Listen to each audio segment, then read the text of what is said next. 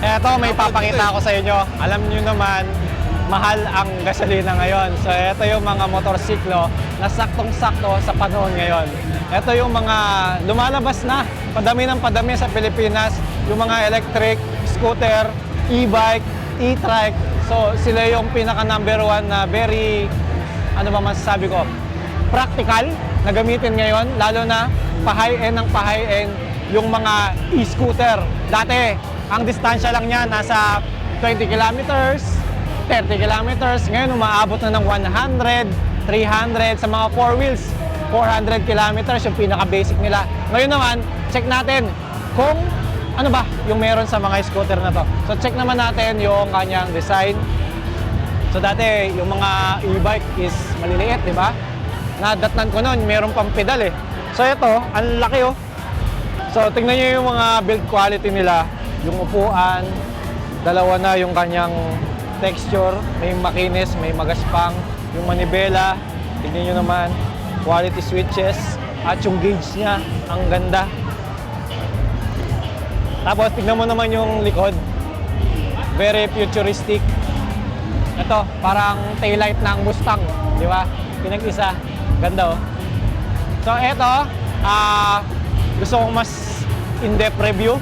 Kausapin natin yung isa nilang staff dito. Hello, kami ang e-Scooter Philippines. Since 2017, nandito na po kami sa Pilipinas. Isa din kami sa pioneer na mga electric motorcycle na nire-restro. Since meron tayong mga banning na mga electric, hindi tayo kasali doon kasi meron tayong mga, may category kasi si electric.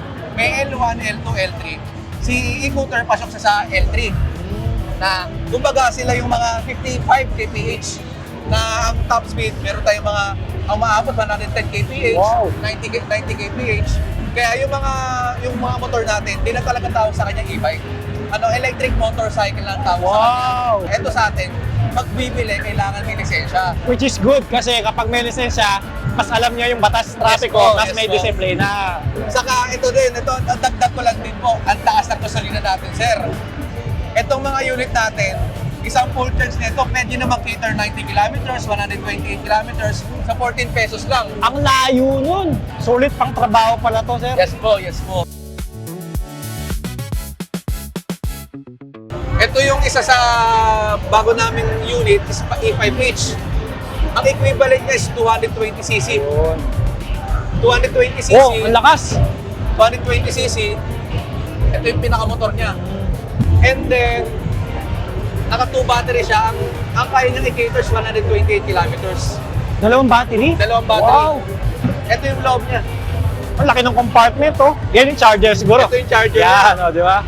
Maliit lang din, oh. Ano, madaling bitbitin, oh. Ito sir, Parang power bank lang. power bank. Kaya niya i-charge sa 2.5 hours lang. Eh di pagpasok mo ng office, sobra-sobra pa yung Yes oras po, mo dun. yes po. Ah, galing! Ang kinaganda din sa kanya, removable ang battery niya. Kuwari ang office nyo sir, nasa 4th floor. Yes, yes. Pwede mong i-charge, pwede mo siyang tanggalin. Pwede mo din siyang saksak sa normal outlet. Tapos meron siyang bitbitan, Yes madali po. siyang dalhin. Yes Ang galing po. nito.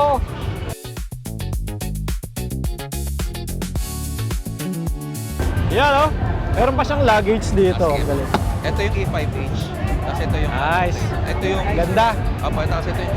Yan guys, ang presyo nga pala ng e-bike na pinakita, ay hindi pala, e-motorcycle nga pala. So ang price niya is 185,000 pesos.